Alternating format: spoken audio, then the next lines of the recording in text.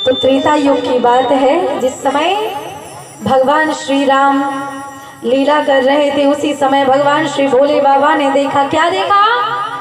कि प्रभु की कथा हो रही है। कौन कर रहे हैं? अगस्त ऋषि कर रहे हैं। तो भगवान श्री भोले बाबा बैठे थे कैलाश पर्वत पर। कथा जब भी होती है आपके ग्राम समाज में कहीं भी हो, पता चले कि कथा हो रही है, तुरंत ही सब कामों को छोड़ करके, बड़े से बड़े पद प्रतिष्ठा को छोड़ करके कथा सुनने के लिए जाना चाहिए। भगवान भोले बाबा से बड़ा पद किसी का नहीं होगा। हाँ, सबसे ऊंचा पर्वत है माउंट एवरेस्ट, कैलाश पर्वत की श्रृंखला में जो आता है। और उसी माउंट एवरेस्ट पर विराजमान, कैलाश पर्वत पर विराजमान भोले बाबा ने जैसे ही सुना कि कथा हो रही है, अगस्त ऋषि कथा कह रहे हैं, तो तुरंत ही अपने पद को त्याग करके नीचे आए। सबसे ऊंचे पद पर बैठे हैं, कथा शिक्षा दे रही है महाराज। चाहे जितने बड़े पद पर बैठे हो, चाहे डीएम हो, चाहे एसडीएम हो, चाहे विधायक हो, चाहे मंत्री हो, चाहे प्रधान हो, चाहे कुछ भी हो, किसी भी पद पर बैठे हो, आपको पता चले कि कथा हो रही है, सब कामों को छोड़ करके, सभी पद प्रतिष्ठा को छोड़ करके नीचे बैठ करके कथा सुनना चाहिए। अगर मैं आपसे पूछूं कि क्षेत्र का नाथ कौन होता है? कौन होता है महाराज? क्षेत्र का नाथ होता है विधायक, गांव का नाथ होता है प्रधान, राष्ट्र का नाथ होता है राष्ट्रपति, राज्य का नाथ होता है मंत्री, और पूरे देश का नाथ होता है प्रधानमंत्री। लेकिन मैं अगर पूछूं कि पूरे विश्व का नाथ कौन है, तो क्या बताओगे? कौन है विश्व का नाथ? विश्वनाथ ममनाथ पुरारी, विश्वनाथ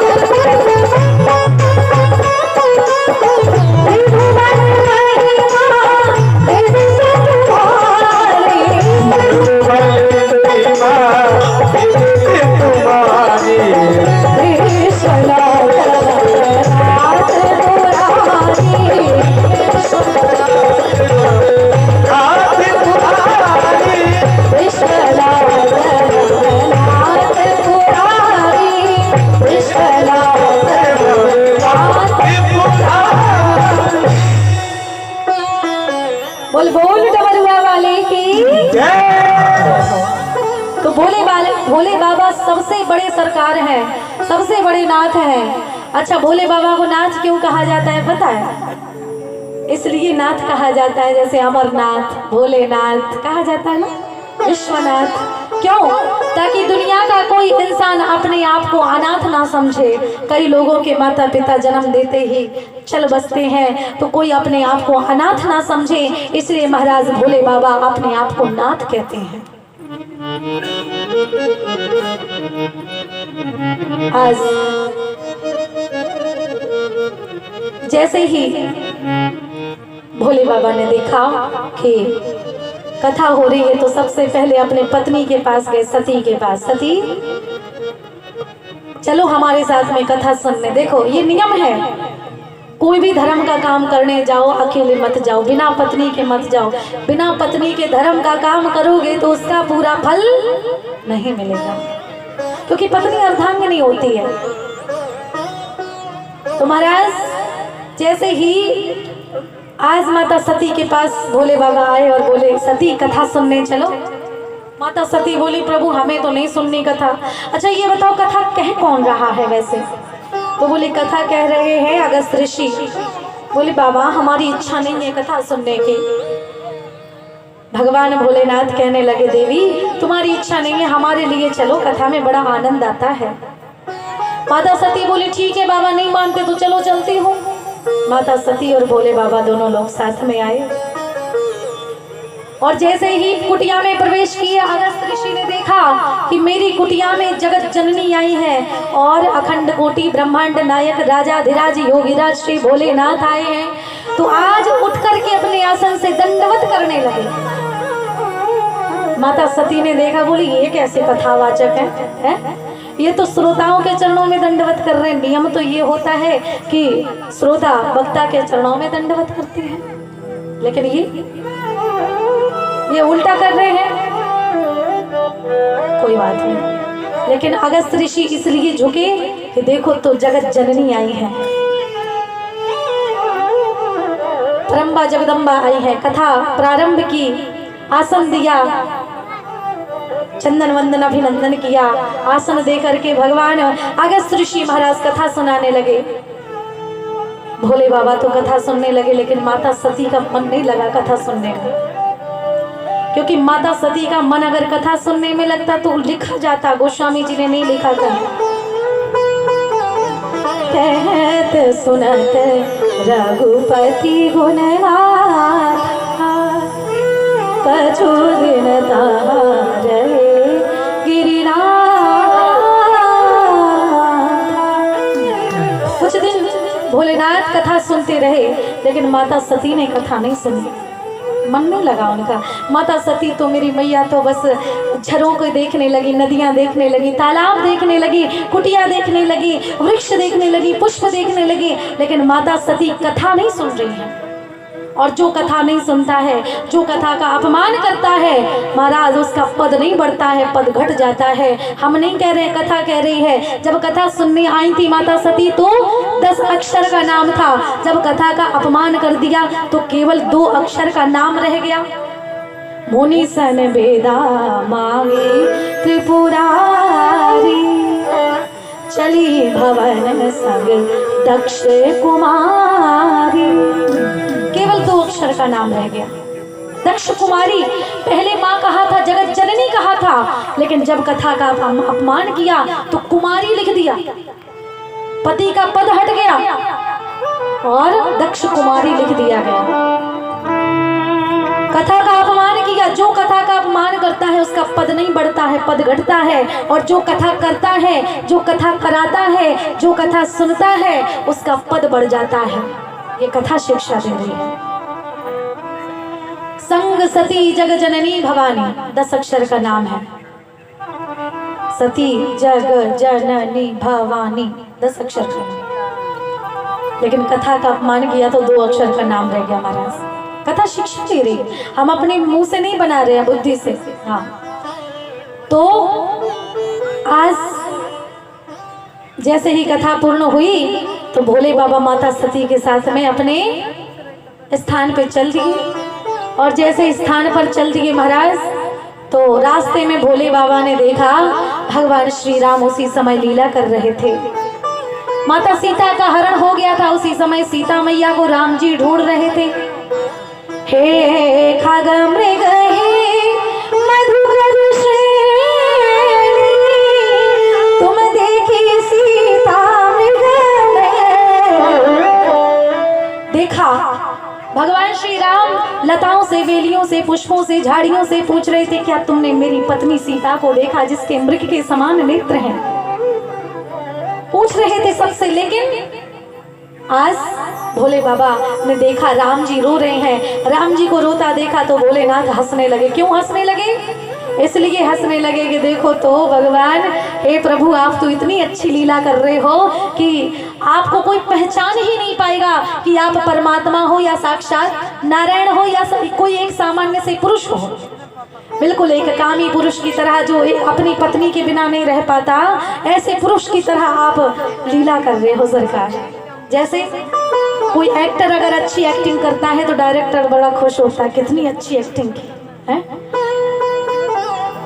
एक्टर रोता है लेकिन एक्टर हंसता है, लेकिन डायरेक्टर रोता है खुशी के आंसू। और अगर एक्टर रोता है तो डायरेक्टर हंसता है कि कितना अच्छा अभिनय कर रहा है ये। तो आज श्री भोलेनाथ खुश हो रहे हैं। प्रभु जय सच्चिदानंद जग पावन, हंसी कहीं चले मनोज सावन। जय सच्चिदानंद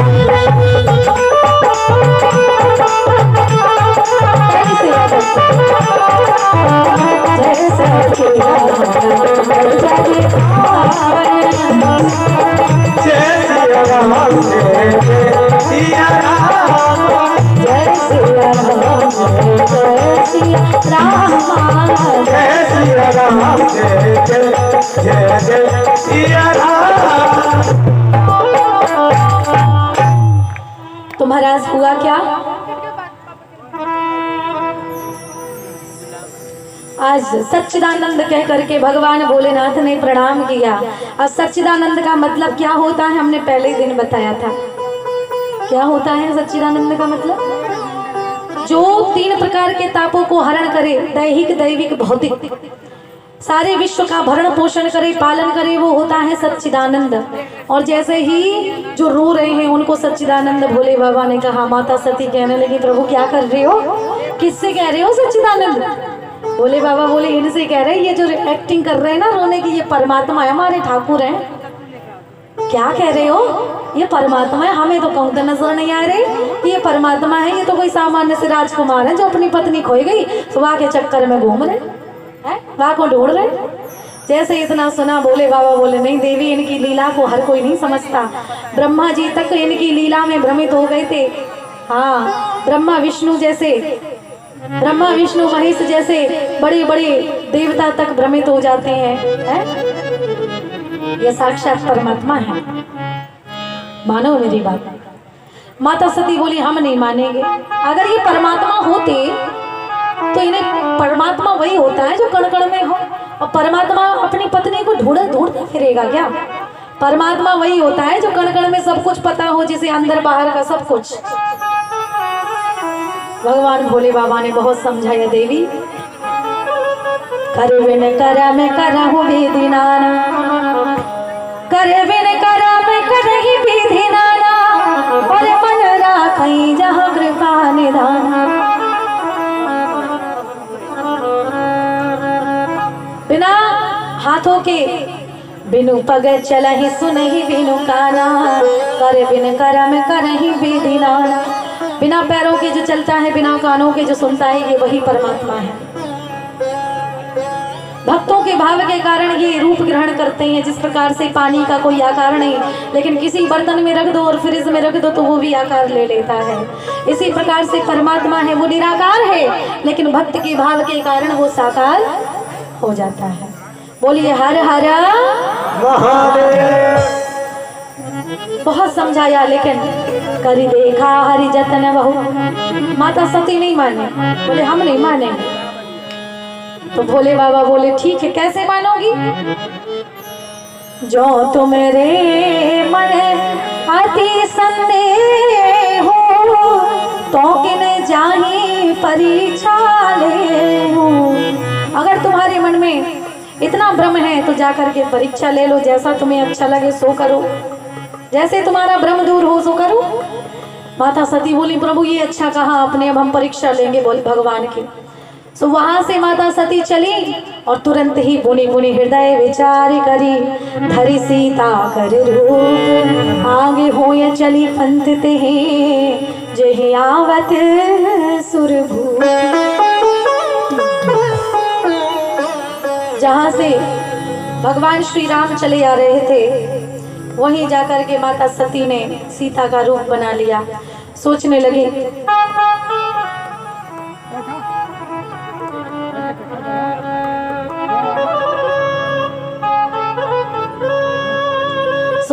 कि अगर ये परमात्मा होंगे तो मुझे माँ कह करके प्रणाम करेंगे, लेकिन अगर कोई सामान्य से राजकुमार होंगे तो मेरा हाथ पकड़ लेंगे और क्या कहेंगे, सीता तुम कहाँ चली गई थी? मैं तुम्हें कब से ढूंढ रहा हूँ, मैं कब से परेशान हो रहा हूँ। प्रिया, प्रियतमा, सीते तुम मुझे छोड़कर कभी मत जाना।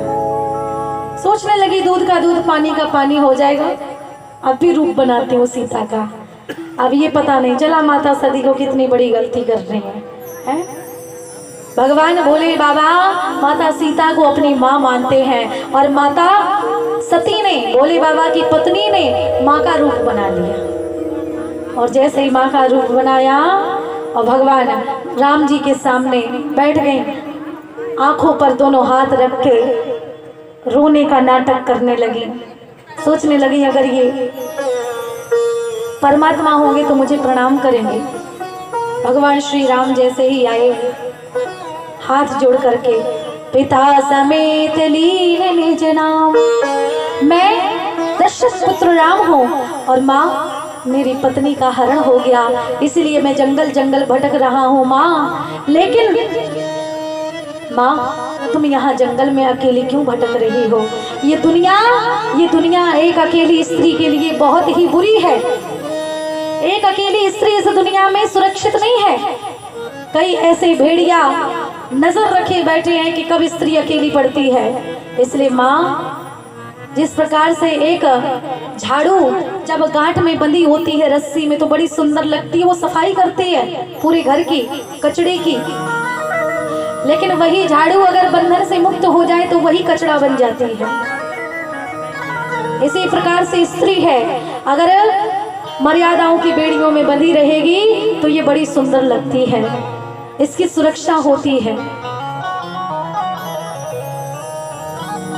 लेकिन अगर ये मर्यादा के बंधन से मुक्त हो जाएगी तो महाराज ये मैली हो जाएगी। माँ, मेरा हाथ जोड़ करके निवेदन है, ये जंगल में आप अकेली क्यों आई? आज आई सो आई, आज के बाद अकेले मत आना। बहुत समझाया। और जैसे ही माँ कहा, माता सती का हृदय कांपने लगा। ये मैंने क्या किया? ये तो परमात्मा है, मैंने परमात्मा की परीक्षा ली, ये मैंने अच्छा नहीं किया। ये तो साक्षात परमात्मा है, तभी तो इन्होंने मुझे पहचान लिया। आज तब तक भगवान श्री राम ने अपनी विशाल झांकी दिखाई। बगल में माता सीता सिंहासन पर विराजमान है, अंजनी पुत्र हनुमान जी चरणों में विराजमान है, भरत जी लक्ष्मण जी चंवर डुला रहे हैं, किन्नर नाग सिद्ध गंधर्व सारे देवता स्तुति कर रहे हैं। और जैसे ये विशाल झांकी देखी, माता सती नतमस्तक हो गई, हृदय कांपने लगा। आज माता सती अपने पति के सामने लौटने लगी। भगवान श्री राम को तो सती सती के रूप में दिखाई दी, लेकिन लक्ष्मण जी को सती जी ना सती के रूप में दिखाई दी, न सीता के रूप में दिखाई दी। लक्ष्मण जी वैराग्य की मूर्ति हैं, लक्ष्मण जी को तो सती जी पार्वती के रूप में दिखाई दी। क्यों? क्योंकि वैराग्य में इतनी क्षमता होती है, इतनी ताकत होती है कि वैरागी में एक जन्म की कौन कहे, वो 7 जन्म की बता देता है। वैराग्य में इतनी ताकत होती है।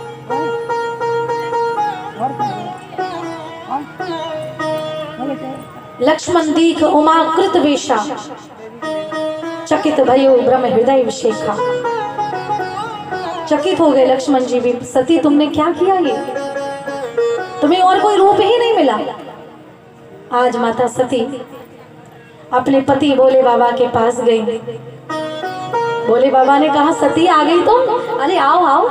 अच्छा सच सच बताना, मेरे भगवान की परीक्षा तुमने कैसे ली? सच सच बताना। माता सती ने क्या बताया? माता सती झूठ बोल गई। माता सती झूठ बोल गई। माता सती ने क्या कहा? कछु ना परीक्षा लीने गोसाई, कछु ना परीक्षा लीने गोसाई, और कीन प्रणाम तुम्हारी नाई। मैंने कोई परीक्षा नहीं ली, जैसे आपने प्रणाम किया था उसी तरह मैंने भी प्रणाम किया है महाराज। भगवान भोले बाबा सोचने लगे, अगर इन्हें प्रणाम ही करना होता तो मेरे सामने भी कर सकते थे ना, इन्होंने अकेले में प्रणाम करने की क्या जरूरत थी? जरूर दाल में कुछ काला है। तब शंकर देखे धरि ध्याना, सती जो की न चरित्र सब जाना। भगवान भोले बाबा ने ध्यान धरा और देखा, अरे राम राम राम, सती तुमने मेरी माँ का रूप बनाया, ये तुमने बहुत गलत किया। तुम किसी का भी रूप बना लेती, अरे तुम मेरा रूप बना लेती, लेकिन मेरी माँ का रूप ना बनाती। सती, आज भगवान भोले बाबा ने अपने मन ही मन में एक संकल्प कर लिया। शिव संकल्प की न मन माही, और यह तन सती बेट मोही नाही। सती, आज के बाद तुम्हारे इस शरीर से मेरा कोई रिश्ता नहीं है, मेरा कोई मतलब नहीं है, मेरा कोई संबंध नहीं। आज से तुम मेरी पत्नी नहीं हो। त्याग दिया माता सती को। आकाशवाणी हुई माता सती, आकाशवाणी हुई, भोले बाबा तुमसे बड़ा भगवान राम का भक्त कौन हो सकता है?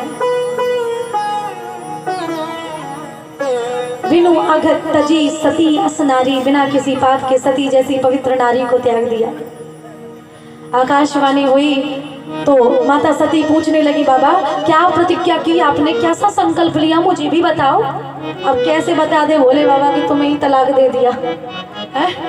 कैसे बता दे भोले बाबा, दिल दुख जाएगा।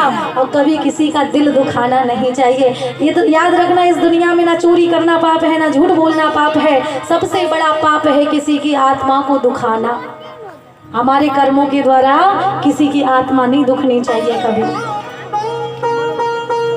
इसलिए संत कहते हैं नहीं चाहिए